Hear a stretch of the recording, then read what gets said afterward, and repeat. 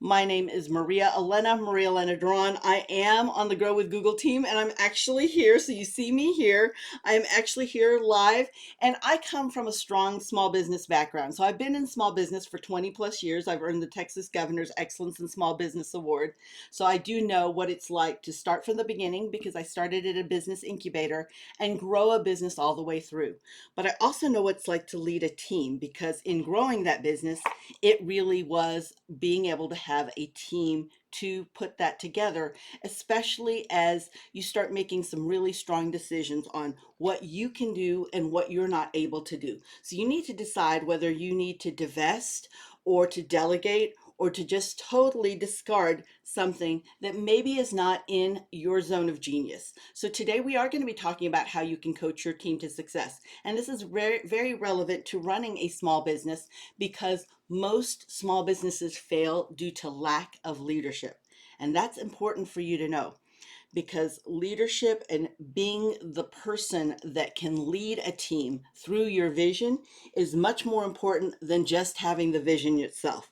It's important, yes, to have a vision. I'm not trying to discount that at all, but understand that having and being able to share that vision and to inspire and motivate a team to take action on that vision and be key components of it is very critical to the growth of your business. Okay? Oh, you couldn't catch the QR code. No worry, Andrew. Let me go take you back here real quick.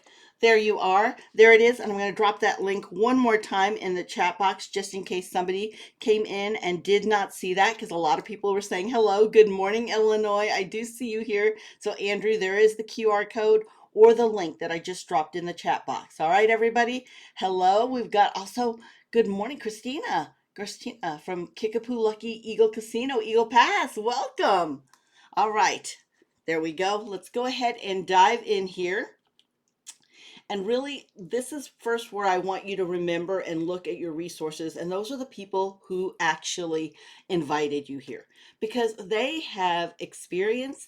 Plus, they are the boots on the ground that really are vested in your success. They are local. They are making sure that you know exactly what local resources you have. And I'm all about local business because I know how much that fuels a community as well as your friends and family and your business. So do look to them for local guidance and local resources. Today, we are going to be talking about how to coach your team to success. And I know I speak a lot about digital, and you must be wondering what experience does she have doing this? I've actually been in leadership since I was 21 years old. I was thrown into it right away, and I'm going to share those lessons learned with you and how you can do that and use that remotely as well. And yes, there is a recording of this being made that you will get later this afternoon, okay? So do reach out to your Google partners because they are there vested in your success. We're going to be talking about how you can coach your team to success. If you want to learn anything that Google has to offer, because there's lots of training from even how to work remotely with a team, utilize that blue link there. My name is Maria Elena Duran, as I said, and you can connect with me on socials. The first handle actually at Maria Duran is me on Twitter or X, and then at Marketing Coach Maria is me on Instagram. Feel free to connect with me. If you use the hashtag Grow with Google or you tag me, then I am happy to give you some visibility and love by retweeting and reposting you. Okay? All right, everybody. We know, as I mentioned earlier, that startups fail because of people related issues. I can't tell you this enough. How many times I've sat across from people who are just so sad because their business didn't grow and they didn't realize that they were missing a key component, being able to handle human resources and being able to see that the business needs to grow past their capacity. So this is really important for you to be aware of. And today we'll talk about how you can learn the skills of great managers. Now, while the Google team, and these are Google slides, just so you know, you can tell those by the designation at the very lower right-hand corner. But I'm not a fan of the term manager because I know you manage things and you lead people. There's a big difference between that. So I'm not a big fan of it, but in this instance, I'm going to exchange or interchange that with leader. So learn the skills of great leaders. So we're going to talk about that. Understand how to coach your team, especially if you're working remotely, because whether or not, no matter what your title is, if it's manager, director, supervisor, or second second in command, however you title yourself, all of those do mean that you are a leader where you're leading groups of people. And then also how to provide that meaningful feedback, because that's critical. Some people will not work with people because they don't have that kind of feedback. Let me see, I'm getting a little bit wonky here with the video. Okay, there we go. We're good there. Um, Everybody can see the screen all right? Just let me know in the chat box, okay? So what makes a great leader? All right. Well, these 10 attributes, and I'm going to go through them and really explain those in very practical terms. So you want to create an inclusive environment. Nobody wants to work with somebody who is the keeper of all the secrets. They want to work with somebody who respects and values their insight. So when you have an exclusive environment, meaning, okay, only leadership knows this, it may be needed for some decision-making processes, but overall, everyone needs to know what the goal is and the actual culture and the mission and vision of the organization. And this means you need to know it more than just, you know what, Maria, I'm going to tell it to you in just a minute. I'm going to go reach for my pamphlet and then I'll be able to tell you what our mission is. Your mission should be at the tip of your tongue and really be a vision that everybody from your delivery driver to anybody else in the business, whether you're small, medium, or large, everyone needs to know. You know, I work with a really small team, but I also work with large teams. So I work actually with several teams, but I've worked with a large team of up to 500. I've worked with a remote team of about 32. And now I work with a smaller team that's even who I work more directly with, which is a team of 8. So understand that everyone there needs to understand and know what the vision is. Also, empower the team and don't micromanage. This is really critical because when a team feels empowered, now you can go past what your actual limitations are and you can take advantage of their expertise, their experience, and their value. John Maxwell calls this the law of the lid, that you can only, or you may have heard it in other terms saying the speed of the leader determines the speed of the pack, right? You've heard some of those sayings. Well, in there, it means that the leader is the lid. They can only go as far as the leader will let them go unless they actually have a leader who empowers and is able to say, you know what, get from point A to point B. However you get there is how you get there. But as long as you get to point B by June 19th.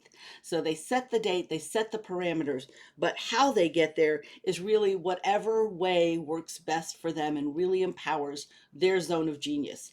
So I see here, Shanetta, I would love my team to know everything, but I have trust issues. Oh, I understand. And you don't want to, again, you don't want to do this and go in this blindly. That's why it's really important who you choose as a team member and that you start building trust with them. So at different trust levels, they have different access to different things. But at the bare minimum, everyone needs to know what the mission is and the vision is of the organization, because they can't contribute with their personal brand to that mission and vision unless they know what it is. So if that feels like it's a secret squirrel event where they, you know, if you tell them you got to kill them, then they're not going to feel like they have any kind of value there.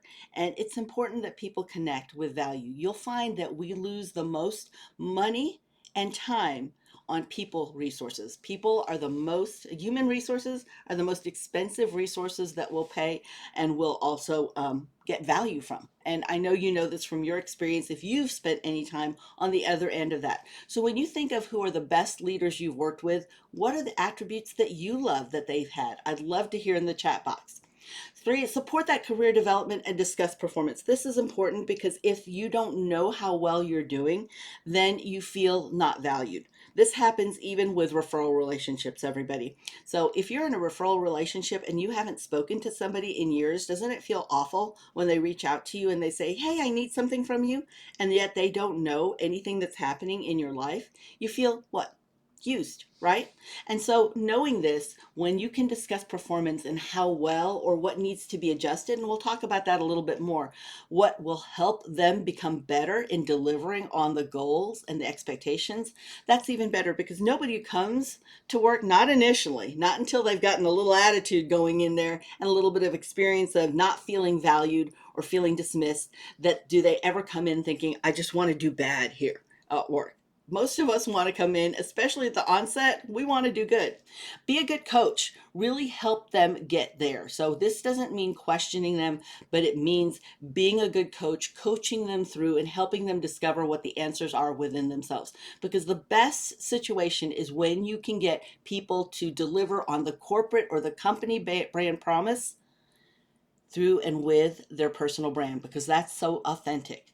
Being a good communicator means that good exchange, that back and forth. Now, one of the most valuable skills that I learned when I was 21 years old, fresh out of college, and I was a store director trainee with a large grocery store. Some of you who are in Texas know this, HEB. So I was a grocery store, so I was a store director, hired right out of college, but a store director trainee, which means I was over a large unit of HEB. And one of the first trainings that we did was known as leadership effectiveness training. And communication effectiveness was the core of that. We actually had to stand on squares in a room. So these were squares, almost like a hopscotch square is what it was drawn like. And we actually had to stand with one person on one end. So we were about 5 squares away from each other, and then you on the other. And you had to speak to them about a difficult subject. And if they felt comfortable and empowered and heard, they would take one step forward. And if not, they'd take one step backward. And the goal was to get yourself and them into the middle square. That was very, very challenging. So as you think about that, are you a good communicator? Because some of us are really good at broadcasting, right? But some of us are not. All right, let me see here. I've got a little bit of spamming going on here. So let me stop this just a moment here, everybody. Give just a moment here. Hold on. Sorry, just a moment. I've got to, I don't want this to be a bad experience for everybody. So, um, all right. I had to remove somebody from the room because we don't want any spamming there in the chat box for you, okay? We want this to be a conversation. All right. Now, you also, when I say a good communicator, remember we're all used to broadcasting, and I know this because I'm in the marketing space, so we're used to that.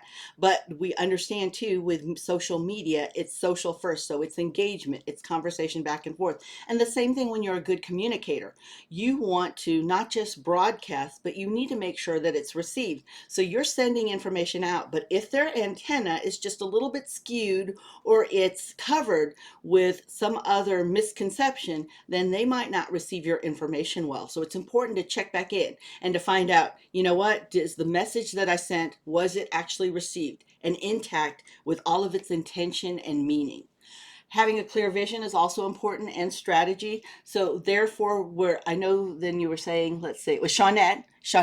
So you might have a real clear vision and mission, but maybe your strategy, only a certain portion of your strategy will actually be seen by depending on where somebody is, whether they're a newbie, so they're still within the first 30, 90 days that you're working with them and you don't know them, or somebody who's been there, trusted, who's been with you for 5 years, who you feel like is your go-to. So they're your second, right? So be productive and results oriented. Really talk about the results that they need to achieve and how they're doing on that. That's part of that performance appraisal or that performance review and discussion that we talk about in number 3.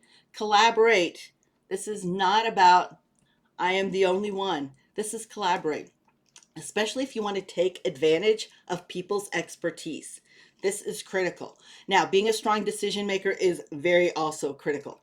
And all these 10 are, but being a strong decision maker can make or break whether or not you lead a team. If you hem-haw around so you don't know an answer or you don't know where you want to go and where you're leading your team, now you can spend a lot of time wasting their time and they will become frustrated. And remember, people leave leaders, they don't leave businesses. And also, any key technical skills are important because they want to feel like their leader is somebody that they can rely on too. Okay, so all of this is important. And coaching, when we look at coaching, this is really how you can unlock somebody's potential and really maximize what they're doing because you're teaching them, right? It's helping them to learn rather than you just instructing them. So when you look at this, and remember what I said about the manager continuum being the leader's continuum, you can see that a manager might share an influence, where an individual or a leader will share an influence, where a leader will actually help an individual decide and develop. So you can see how that knowledge actually supports somebody with their individual goals. And you've seen that.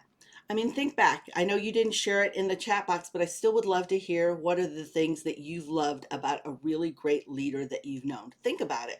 I had a leader early on when I was about 26 years old who I remember she sat me down and she said, Maria, I want to know all that you know and I want to learn from you because you've just graduated not too long ago from college.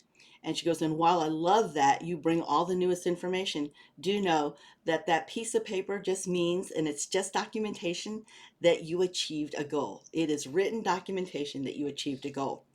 And I love that because it helped me really put into perspective that there is so much different experiences out there, as well as her experience being a leader and how she grew as a leader. And I love being able to take advantage of that because, there's so much value in other people's money, but when you can have OPE, other people's experience, that is huge. So being a good coach for your team is important.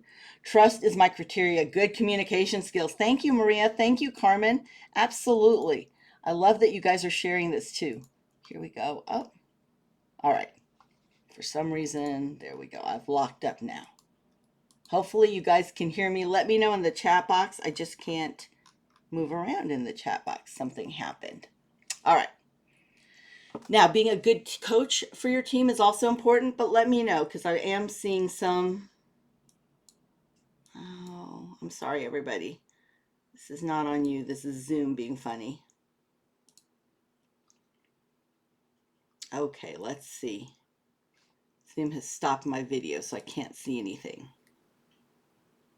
Let me try again. Hold on.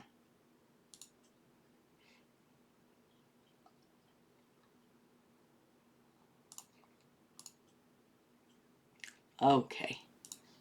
All right, I can now see the chat. All right, sorry about that, everybody. I didn't want to. Perfect. Thank you, Jeannie. Yes, thank you. Sorry, the everything just went wonky here, and I couldn't control everything. Yes, other people's experience. Absolutely, Sherry. It is. All right, I see Quay here being able to separate business and private lives. Absolutely, because sometimes it's hard to intermix both, but a lot of people want that right now. So it's important to know what your boundaries are, right? Boundaries are very important because they keep our own self-worth and our values. Perfect. Thank you, Jeremy. All right. So when you begin coaching, the first thing is good listening. Remember, communication is not just a one-way street in broadcasting. It is an exchange back and forth. So making sure that you have good listening and good asking questions will help make that coaching experience something where they feel that they've learned something. So when we talk about good listening, we're talking about first internal listening, right? We need to know whether or not we've already passed some judgment because we are, as human beings, nature of the beast is we judge all the time, whether or not we want to admit it. We do. And knowing this means, okay, if we internally know this is happening, we're going to shelve that and we're going to step into that higher version of us, which is the leadership version. And now we're going to be that coach. The second is factual listening, because people are, speaking facts. They're talking about different information. And maybe that is why you need to coach with them, because they might need help with the technical skills that you can help and support them. But then there's also level 3, and this is the whole body listening that you really want to get into. So you go past these levels to get to level 3, which is the goal, not meaning that you're going to just jump over each of the others. You're going to go through them and now get to the point where you really understand what the feelings are, the concerns are, and you're going to suspend your own agenda and plus check back with them to make sure that you've got the information correct, from the feelings to the facts. So when we talk about good asking, a lot of times you'll hear people utilize why. And the reason they utilize why is because we were taught early in school, we don't want the yes, no answer, right? We want to talk about the why. But a lot of times why makes us defensive, very defensive. Why did you do that? Why were you late? Why are you considering this? Why are you questioning me? Why are you bothering me? All of those sound like something we would get defensive about too. Um, Transparency is not always an option, but things do need to be translucent for teams. Absolutely. I agree with you, Dustin. What if you need more details? Like be open to inquiries, no judgment. Absolutely. I love this. Dustin is dropping some gold there. Thank you, Dustin. Shared vision, Carmen, exactly. So having that shared vision. So when we're asking open ended questions, instead of just why, get some of the details because you're going through your factual learning first, but also the what and the how, because now you're helping them. You are giving them the ability to now tap into their own expertise and their own experience and drive and be able to help you in growing your business or getting to that task at hand and accomplishing it successfully. So, in a coaching conversation, you know when you're not doing it right when you're the one talking a lot. Okay. And that's why you have to think about wait. You have to wait for them to be able to answer. And a lot of us feel very uncomfortable with that very pregnant pause and that silence. I cannot tell you how many people I've worked with who just have to fill the space because they cannot stand the uncomfortableness of the pause and the silence. But it's in that where people can be retrospective so they can think back, they can really tap into their minds and go back into their memory, and they can pull from there when you give them the space and the time to be able to access that information and to breathe in a conversation. So again, if you've asked a question, back off and let them answer it. This is not an inquisition. So it's not time for you to ask a billion questions. It's not 20 questions like you would for AI. This is time for you to listen and let the human actually go into their experiences and respond. So some good coaching questions is what's happening? Find out exactly what is currently happening because you may not be up to date on what's happening. You might have just blown in, let's say I've come off from this webinar. So I've come off from this webinar and I walk in, I'm talking to the team on Slack and I hear there's some discussion between Brittany and Jasmine. They're talking about something and I'm thinking, oh, that's not right. Jasmine, you need to do this, this, this, and this. But I'm jumping in with half of the information. I haven't looked at the thread above. I haven't talked to each of them. I don't even know what Brittany's purpose is right now. So I need to find out what's the current state because I'm coming in cold with a lot of assumptions. And you know what they say about assumptions, right? Some silence makes you appear more confident. Absolutely, Risa, it does. So what's most important? So what's happening, but what's most important? What do you need done? This is a tough conversation because a lot of leaders come in there and really what is most important is their ego. It's important for my ego to be stroked and my ego to feel amazing and for me to feel like the most important person in the room. And if that's the case, it's time for you to take yourself out of that equation and have another coaching conversation with just yourself, with the man in the mirror, because that is different than where you're at with working with a team. If that's all you want is just a bunch of people who are just going to sing your accolades and, brown nose, then that may be what you need to get to the next level. But don't hire people with, I'm going to provide this vision and we're going to grow to this, because that's not exactly what you're wanting from them. And this is really important because a lot of people do not understand how powerful and how dominating their ego is. When you have a lot of ego in a conversation, it is the elephant in the room. Okay.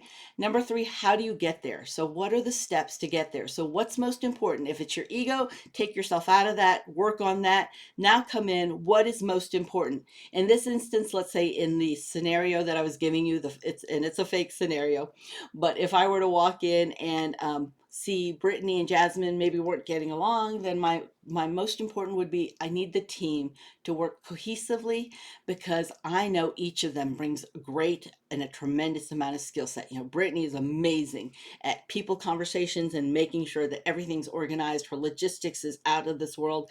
And Jasmine is so great on social and social strategy and graphics.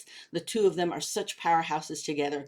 So I need them to see that they're both powerhouses to each other and find out what the challenges that they're having. So how do you get there to establish the steps to move towards the future state? What are the steps that they need to help get past whatever I just walked into? But again, I need to go back to one. What's happening? Do I truly understand what I just walked into? So remember the GROW model. This is a nice model to keep in mind because I love acronyms. You all always hear me talk about acronyms if you've been in any session with me. And this stands for the goal you want, the reality of today, the options for action, and will take these steps. Okay, so will these steps be taken? So when we look at the GROW model, we're looking at the goals. What is it that we're really looking for from this conversation? Why do we want to have it? All right. So those are some goal questions that you can ask yourself. Then the reality, what has been done so far? So you can also ask somebody that you're coaching, what is your goal? So I could go into Brittany. Let's say I see Brittany and Jasmine having a conversation that seems a little bit heated on Slack. I could say, hey guys, let's go ahead and get on we're going to get on a hangout here in Slack, and we're going to get on a Zoom, and let's talk about it. Because I want to know, Brittany, what is your goal? Okay, what is it that you're looking for? Jasmine, what's most important to you? How can I help this situation? All right, how can I help what you get to your goal? And then the reality, what have you done so far? So Brittany, in working with Jasmine, what have you done so far? Or how could you learn more about what you need to do here so that you can maybe support Jasmine? Because maybe that what's happening? How would you rank this in your priorities? This seems pretty important right now. Is it? Options. What are the steps forward?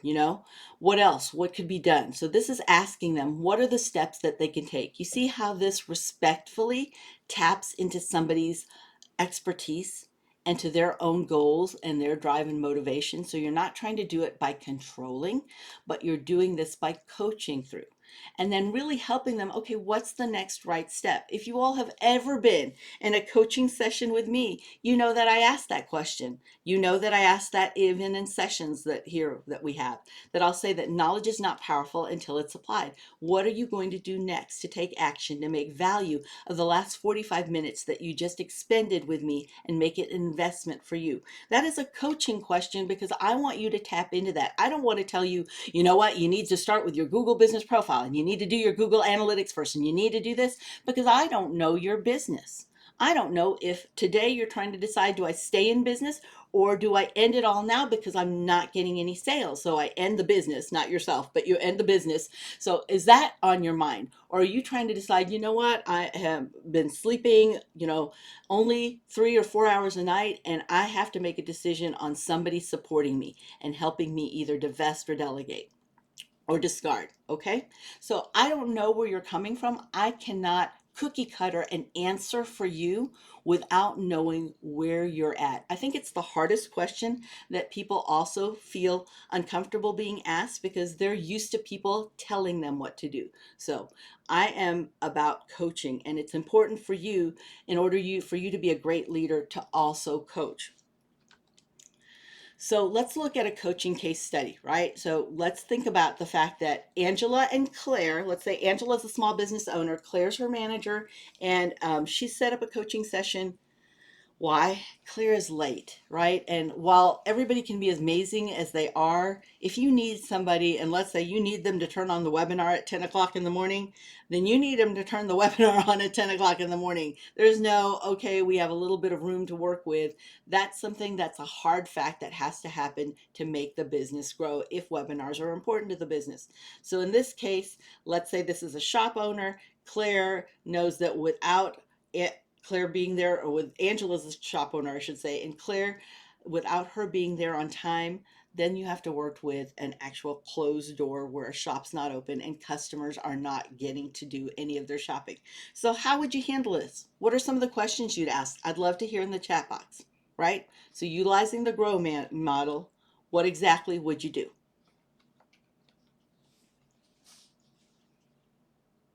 Okay. So remember, Angela's the shop owner, so you pretend you're Angela and think for a moment that you have to have a coaching conversation with Claire. I'm going to go back to these so we can use this as our little model here. Questions. So it could be that I could ask Angela saying, um, you know, is there something I can help you with, Angela? I would like to know what's on her mind. Absolutely. Absolutely. If you've ever read the book, Seven Habits of Highly Effective People. Stephen Covey, he's one of my best authors and actually one of the early books I read as a leader. And he talks about the fact that there is unruly children on a train running around everywhere. And there's a father there that just looks distant and just could care less.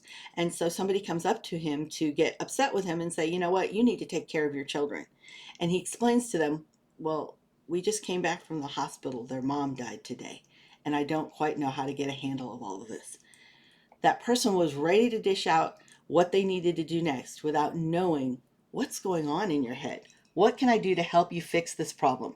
Talk to her in wisdom, find out what's going on. Oh, I love this. Address the topic of discussion um, in a gentle way and then ask if there's something that you can do to help her. I would be more concerned about her energy and what's going on outside of work. Love this. You guys, you're asking some great questions. Is there anything on your plate that I could help you with to free up some of the time for you to attend? Let me know if there's anything I can do to support you. Absolutely. And now the key to this is to listen. Is to listen. Can I help? You've asked some great questions. Find out what's going on. All right? Absolutely, Carmen. One of my favorite books, right? I'm such a book reader. But I love this. Is there anything on your plate that I could help you with? And now listen. There are some times when their reality and your reality are not going to mesh together. There are some times when you're not going to be able to take on some of the extra things that they have, but you can help them navigate by saying, let's say, we don't know what's going on and where her energy is going. So in this instance, our next question could be, what have you done so far to fix this though? What's happening? And is there anything that you need, any skill set or things that would support you that would help you be able to address this concern? So it's not such a time suck for you. It's not such an energy drain for you, or it's not taking away from your ability to be here on time. Okay. So what are some of those things? Then ask that question. What are the steps forward? Okay, I would want to know how I can help and what outcome she would like. Absolutely, because Shawnette, her outcome and your outcome may not be aligned, and in those cases, that would may be when somebody is not a good fit because her outcome might have nothing to do with getting better. It could just be, my outcome is, what, I'm just not interested and I don't care. I'd rather have that conversation with somebody now instead of having that on the sales floor in front of people or, when it's most busy and most urgent and now you're is not the time for you to deal with such an in-depth conversation. But you can find out, be a good listener, supportive and understanding, absolutely, and assist, absolutely. All of those will help you. Now, I am a firm believer that there's more people out to do good than bad until they prove me wrong. So if somebody proves you wrong, and if you have that mindset, then you can start making changes there. But listen really carefully because in that conversation, there could be chances where they are coachable and salvageable. All right. So, what are the steps to move forward? What else? What can be done? Maybe let's try doing this. If you're having issues with this, or if you're seeing steps here, what are some, you're seeing some of these are being actual steps that you can use. What 2 or 3 steps can you actually start implementing right now? Or what one step that you can implement right now? So, what's the next right step? What do you want to do? What's a good deadline for you to do that? Okay, so you see, this is really good if you have never used the Grow coaching model. I love this cheat sheet because it gives you some questions, especially if you get into your own head or to your own experience and start focusing too much just on your ego and where you want to go. I know we're all busy, and so you don't want to have a coaching conversation until you can set aside the time. But I always say, you're busy. We all are. We all spin about 7 or 8 plates. But how important is this person to your vision and where you're going next? And what do you want for this person? Okay, so you need to know your goals as well. So getting your team to grow through feedback is really important. Now, you all have heard of the sandwich model, right? So you give a lot of good feedback. You put what's the negative feedback or the thing that needs to be fixed in the middle, and then you say what's actually not what's actually good at the bottom. So you sandwich the good, the negative between the two good, right? So you need to keep the balance. You don't have to necessarily do it that way. A lot of people like to do that. I know me as a new leader that's how I like to do a lot of my actual feedback is put the negative in between. But I like to also leave sometimes now as a more experienced leader that negative to the end because I like to share exactly what's happening and showing that I do see all of the good and I am listening to them, but I see something that does need to be worked on, and now we can coach on it next. So I do use it as a coaching, a lead into a coaching conversation. Again, you want to work with your own personal style, what feels better. Now, for your feedback, this is where we have to remember to be very focused on helpful, constructive feedback, which means we talk about what's the situation? What is it? Claire, I see, that you are not being able to open the shop on time, that you're running behind. And this is causing our customers to complain to us or to say that they don't want to come see us because they can't depend on when we're opening. And when you're late, this really is it's something that I depend on you opening up. So it's something that really does hurt our business. So now that she knows the situation, she knows the behavior and the impact of that, right? You've got the situation, the behavior, and the impact, the SBI, right? So remember, link the impact to something that they care about. Do they care about whether the business does well? Well, hopefully they do. But if they don't, maybe there's some other conversations and listening that needs to happen that hasn't happened for a long time. So this has been a long time building up where there's been a feeling of that they don't feel heard. And so therefore they don't care, right? Agree with this, however, to play devil's advocate, if the agreement up front that being punctual is super important, then I don't know if we need to coddle the person. No, I'm not saying to coddle them. No, because it could be a quick conversation. I'm slowing it down here for the case study and the actual training aspect of it. It doesn't mean that we're going to coddle them, but we do need to know, if we find out and we just immediately say, Claire, you're always late, you're always late, you're always late. And then we find out, about a week and a half ago, my mom fell down and I'm actually having to take care of her. She's got dementia, and it's something that I can't get a handle on my schedule.